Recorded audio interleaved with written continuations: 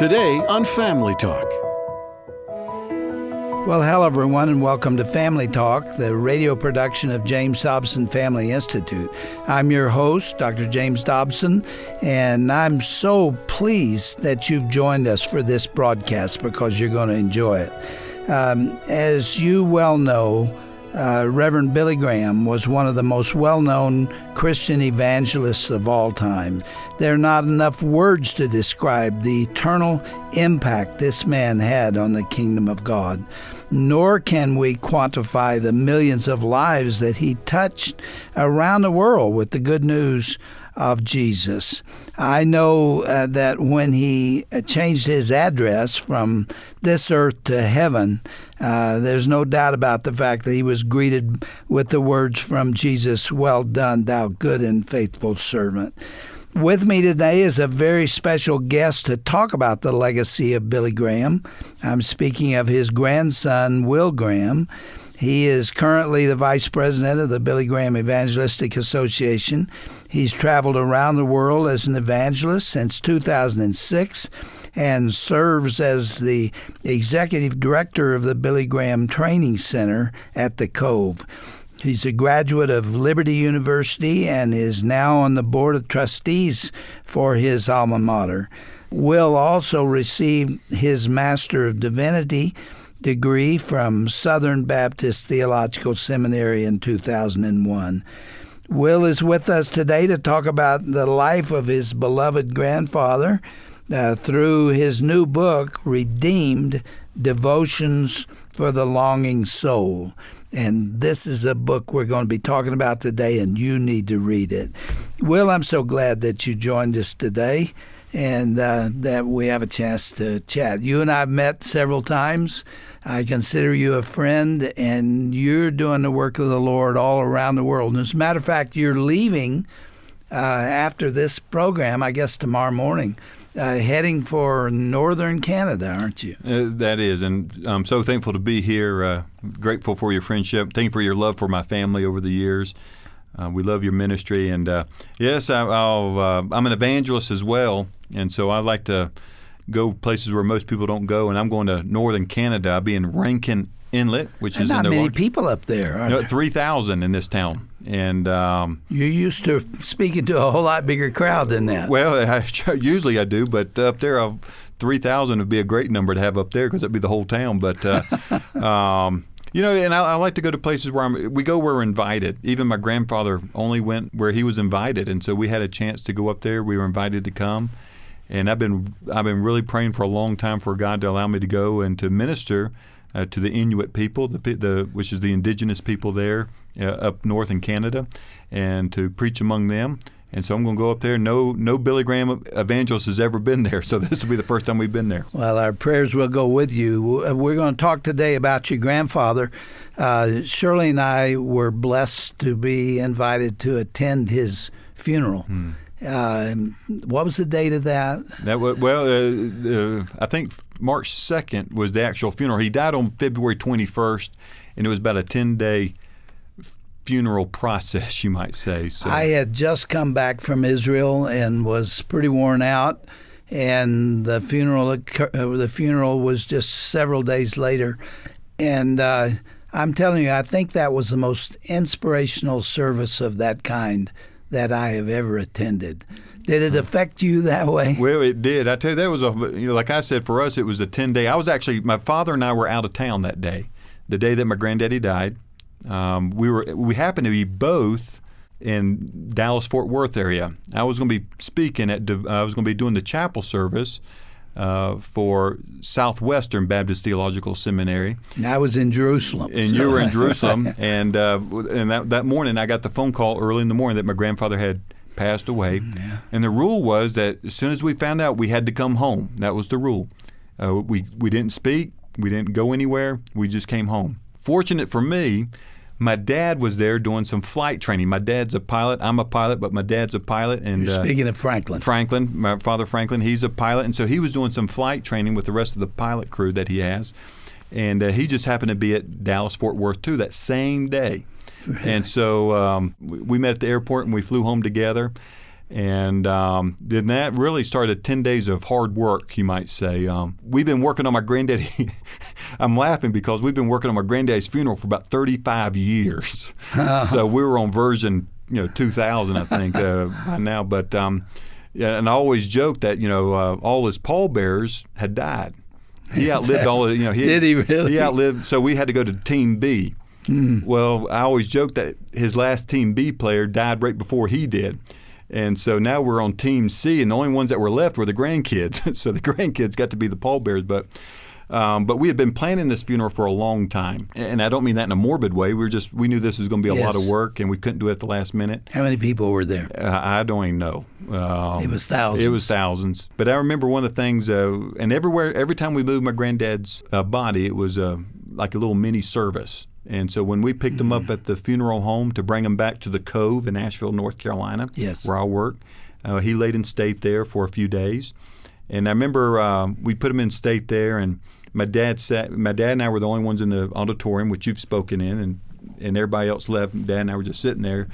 And my dad looked at me and said, "Son, that's why we plan these things. That's why we plan every detail. You understand me?" And he's trying to teach me. Yeah. And I'm thinking to myself, we haven't followed anything in the plan so far. We've lived everything so far the whole day. Everybody I talked to there was just deeply blessed by what took place. It was very fitting for your grandfather. My grandfather only wanted the gospel to be preached. And this is something that, my granddaddy always, in his whole life, he always wanted to preach one more time.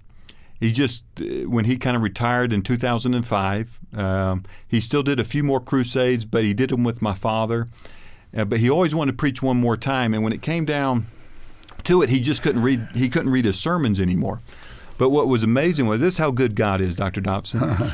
My granddaddy, when he died, in a sense, the whole world was watching Billy Graham clips, YouTube clips. Everybody was sharing their stories about Billy Graham for 10 days. The whole world was talking about Billy Graham, and it was all good stuff. He probably reached more people that way than he had done otherwise. On the day of his funeral, the day that you were there, on that cold day when you were getting pneumonia, my granddad on the BGA website, the BillyGraham.org website, Franklin Graham Facebook Live, Billy Graham Facebook Live, on those three things that we can watch, we can watch the numbers. Yeah. We had 5 million devices logged on watching it live. 5 million. Unbelievable. So this would be his largest crusade live that he's ever done. And it didn't cost him a dime because it was done by the internet, and he did it from the other side of heaven. So God allowed him to preach one more time. It was his own funeral, and it didn't cost him a dime. He did it from the other side of heaven. That's how good our God is. He gave my granddaddy one more opportunity to preach, and he did it from the grave. Well, the Lord was on his life. Right from the very beginning. It was amazing. I lived in Los Angeles when he broke on the scene in 1949. Mm-hmm. I believe it was 49. That's right. And he was at a tent in downtown Los Angeles, on Hill Street. That's right, Washington Hill. William Randolph Hearst, the newspaper man, owned all these big newspapers, decided to put his stamp on Billy Graham, and that gave him really worldwide interest and exposure right from the very beginning. And all of a sudden, he was a big, well-known evangelist. And that didn't go to his head, did it? No, it didn't. You're right, William Randolph Hearst, he was like the Rupert Murdoch of his day. Rupert Murdoch, who owns Fox News, Sky News, and big media mogul today. William Randolph Hearst. A lot of people in California probably would know about Hearst Castle. Yes, that was there. William Randolph Hearst, and he said the famous lines, "Puff Graham." In other words, go write nice things about Billy Graham. And a lot of people thought that William Randolph Hearst came to the crusade and he was converted or something like that. We don't know. My grandfather never met him. It was really not probably a religious motive. For some reason, he just took a liking to Billy. And I think that's just God's favor, giving my granddad favor among men. And it was one of those things, because in 1949, when the Los Angeles Crusade started, and next year will be the 70th anniversary of that. September 24th, 1949 was the first day of the crusade. It was scheduled for 2 weeks, and they extended it to 8 weeks. And during that time, at the first of the 2 weeks, nobody knew of Billy Graham. He was a nobody. By the end of the 8th week, the whole country knew about Billy Graham because every paper in the country, from New York to Washington, D.C., to Atlanta, to L.A., everybody was talking about Billy Graham and what God was doing there. You know, I was aware of it. I was just a child, really, but I took it all in. And he was interviewed by the Los Angeles Times, apparently right after that or in that era. Mm-hmm. And he was asked a question of what he was afraid of. I'll never forget his answer. It had an impact on my entire life. I remember it to this moment. He said, "My greatest fear is that I will have all of this visibility and influence, and I will do something to hurt the cause of Christ. And that is my biggest fear." I've carried that with me all these years because though I haven't had that kind of exposure, I've had a lot of it. And I remember walking along one time at the Christian Booksellers Convention, and my stuff and my picture were all around, and the Lord spoke to me. And this is what he said. Man, he didn't use words, but I never forgot it. He said, "I have chosen to make you visible for my purposes. What you see around you is something I'm doing, and I'm telling you, don't mess it up."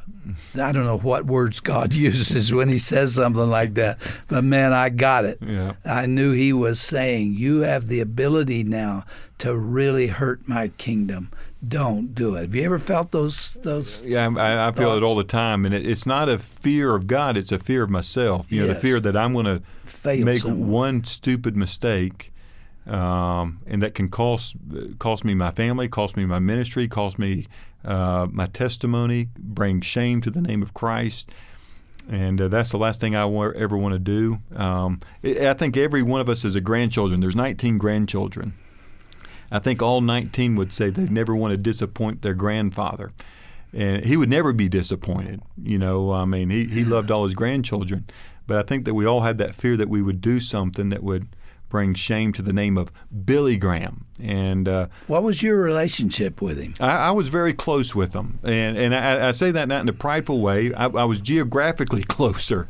Yeah. And so and I'm his namesake. I'm William Franklin Graham IV. My father's William Franklin Graham III. Billy Graham is actually a William Franklin Graham Jr. A lot of people don't realize that, but he's a junior. My son is William Franklin Graham V. So, I mean, now it's his problem. If he wants to have sons, and that's his problem. But, but I had a close relationship with my grandfather, one, because I had both sets of my grandparents living within a mile of each other.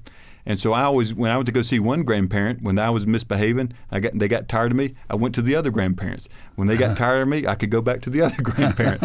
So I was always close to all my grandparents. So geographically, I only lived about an hour and a half away from them. So I was very close to them that standpoint compared to the other grandkids who lived a lot further off. Of the grandkids, my father, Franklin, my brothers and my siblings and I, we were the closest geographically. So we got to spend more time with them. Also, because of my father's work of traveling around the world and being at these different crusades, I would go with my father, Franklin. And I would go to my granddad's crusades in other countries or in different parts of the country. Just as Franklin did with your grandfather. That's right. And so I just kind of tagged along. So I got to see my granddaddy in different parts of the world, and where some of the other grandkids didn't have that opportunity all the time. And I didn't have it all the time. I had schooling to do and stuff like that. But so I got to see him quite a bit. And he didn't love me more than others. I just got to spend more time with him just because I was physically right down the road, or I was visiting my other grandparents, and I would go up and check on them. Talk about your call to the ministry and especially to the evangelistic field. Did your grandfather play any role in that at all? No, not at all. Matter of fact, did he ever give you any advice? He did give me some advice, and it's interesting that most people say, well, you're going into the family business, and I try to tell people, I was like, no, this is not a family business. It's businesses are something you can pass on to your children. You know, like if you own a tire business or a restaurant, you can inherit that from your father when he passes away. But with a ministry, they belong to God. So when my grandfather dies, it just doesn't mean that Franklin Graham gets it next because it belongs to God. God gives it to people. In this case, God's given it to my dad. Whether God gives it to me, I don't know. But when it comes to my calling in life, it's interesting that my dad did everything humanly possible to discourage me to doing it. And I think it was, and I don't mean that in a negative sense, but he didn't want to do it because it was expected of us. He was trying to make sure that this was what God was doing. So it wasn't that he was trying to discourage us in the sense of like, no, don't be an evangelist or something like that. But he would never bring it up. He would never put any pressure on us to do it. Matter of fact, he would tell his staff, if anyone talks to Will Graham or any of the kids, if you talk to Will Graham without talking to me about doing, some type of speaking, you're fired. I mean, he wanted to protect us because he had pressure put on him as a young kid. When the day he was born, letters came in and said, "Oh, great, we got a Billy Jr. You got some big shoes to fill. Can't wait." The pressure was automatically on the day he was born was automatically placed on him to be like his to be like his father. Well, you say in your book here that you struggled with the call. Well, did I understand that correctly? I'm not sure if I struggled with it like my dad did. I didn't struggle with it that way. What I did was trying to figure out, God, what do you want me to do in life? I felt called early in life, and I surrendered to my life to Christ on January 11th, 1981, right before I turned 6 years old. But then I was trying to figure out, God, what do you want me to do in life? Well, Lord, what do you want me to do? And so I look back, and I don't have like one clear picture like this is it, but I see breadcrumbs. And I can start connecting the dots, and I see how God was working in my life when I didn't realize it at the time. And I can look back and say, man, God had all this figured out. But I tell people, I became a pastor. That's when I went into full-time ministry. I was pastoring a church in Raleigh, North Carolina. I tell God, he tricked me. And I say that with a smile on my face because God didn't show me the full thing, what he had in store for me. Because if he did, I've been like Jonah. I would have run the other way. He never does. He never does. And so God knew me. And so God eased me into it. I became a pastorate, and I love the pastorate. I still miss the pastorate today. If God ever calls me away from full-time evangelism, like working for the Billy Graham Evangelistic Association, I would say, Lord, I would love to go back and pastor a church. I love pastoring a church. People always ask me if I was going to be a preacher like my dad was, who was a well-known evangelist in our denomination. And I felt some pressure from that. But my dad never, ever even asked me about it because the same thing that he was thinking.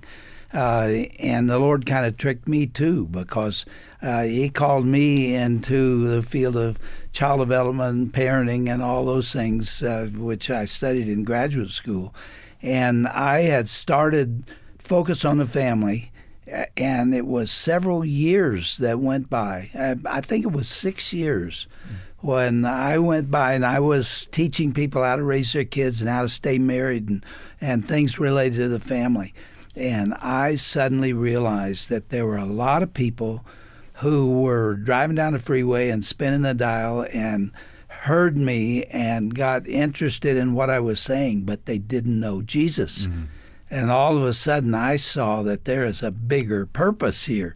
I also was trying to win people to Christ, even though he never called me to be a minister. Right. So I think he had a similar plan. All of my family had been ministers. I mean, for 4 generations on my mother's side, wow, including my grandmother. And then it came to me, and I never felt that call. But come to think of it, maybe I did. It's just in a different format. Yeah. Well, so the advice that you were given was what? Well, when I was pastoring a church and God called me away from the church, I remember cutting grass one day, and God just spoke to my heart. I mean, like it was not an audible voice in my ears. It was like a audible voice in my heart. Yes. And I just felt it clear as day. And it said, Will, what I've now sent you to the church to learn, you've now learned, and it's time to go help your father. And I was like, I don't want to work for my father. He doesn't pay well. Plus, I don't want to work for my dad. I mean, I like being on my own in a sense. And so from that standpoint, I was struggling with my calling because I didn't want to do the next step. And I knew that God called me to come and help my dad. And so I talked to the other pastor that was kind of my mentor. and I asked him, I said, I need to resign and I need to go work for my dad now. God's called me to do this. And I didn't want to do it. I really enjoyed where I was. I love being a pastor. But this is what God told me to do, so I got to do it. And so he said, Will, why don't you go talk to your granddaddy? And I'm thinking to myself, I was like, God's already told me what to do. It doesn't matter what Billy Graham says. But I was like, if you're going to pay me to take a few days off, which he said, take a few days off, and go talk to your granddad. So I drove up to Montreat, North Carolina, and talked to him. And I said, Daddy Bill, this is I call him Daddy Bill. That's what we as grandchildren refer to my grandfather as Daddy Bill. And I said, Daddy Bill, this is what God's leading on my heart, is to leave the local church and to come and work for the Billy Graham, or to help my dad. I didn't know whether it was going to be at the Billy Graham Evangelistic Association or at Samaritan's Purse, both organizations my father runs. Yes. And I work for the Billy Graham Evangelistic Association now. And he said, well, Will, he said that'd be a wonderful thing. We'd love to have you if this is where God's leading you. He said, I would like to give you 2 words of advice. One is, he said, you need to read the Bible and study the Bible. You need to know it really well. He said, I wish I knew the Bible as well as your grandmother, Ruth, that is, my grandmother Ruth. He said, I wish I knew it as good as Ruth did, because she was a real student of God's Word. It wasn't my granddaddy. He was a student of God's Word, but Ruth was the one that shone in the family. She knew it inside and out, and it was a huge help to my grandfather. And he said the second thing is this. He said, you need to do less preaching, and you need to do more praying. He said, we as an organization could have done so much more if we spent more time on our knees and if I did less preaching. He said, I should have taken less speaking engagement and spent more time in prayer. And boy, that's one that hits me between the eyes. And because here's Billy Graham, who's done all these wonderful things, and he said we could have done more if we had actually done less. Boy, we can less all speaking. take that advice. And so those are the things I try to. And to be honest, Dr. Dobson, I'm not sure if I lived up to that expectation that he had for me. And tell me if the evangelistic field, which is what we called it in my dad's case, if that was a difficult life for you. No, it hasn't been for me. And I think one reason is because my grandfather raised the bar. He gave a good image of evangelist, and because I'm Billy Graham's grandson, it opens up doors. Yes. And people love my grandfather. I've never met one person that didn't like my granddaddy. And I've heard them badmouth preachers or other evangelists. Yeah. And then they say, then they figure out that I'm Billy Graham's grandson. Then they start, well, I love your granddaddy, though. They change the subject real quick. But I've never met anyone that disliked my granddaddy. They always respected my granddaddy, whether they were Christian or not.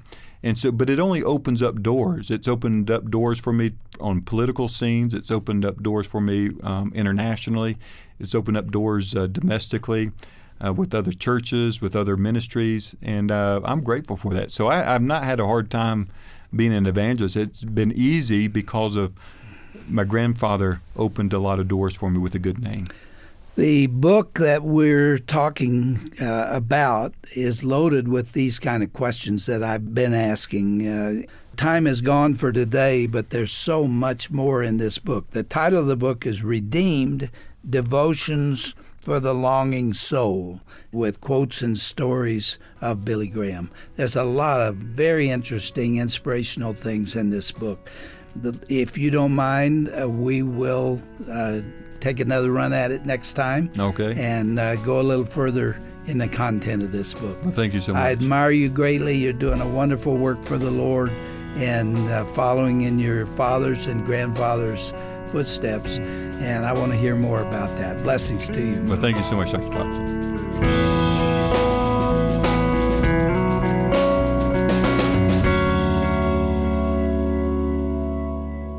This is Roger Marsh, and you've been listening to a fascinating conversation Dr. James Dobson had with Will Graham here on Family Talk. Learn more about the Billy Graham Evangelistic Association by going to our broadcast page at drjamesdobson.org. There you'll also find a link for Will's new devotional titled Redeemed. You'll find all that and much more when you go to drjamesdobson.org. Now, if you enjoyed today's broadcast, you can let us know by calling 877-732-6825.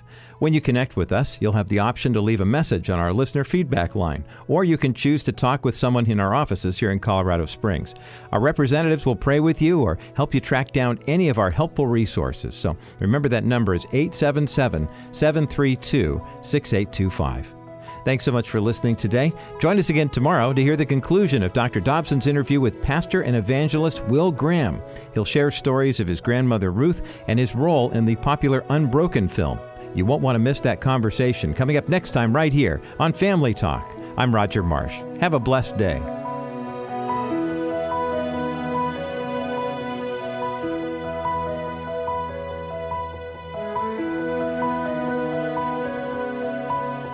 This has been a presentation of the Dr. James Dobson Family Institute.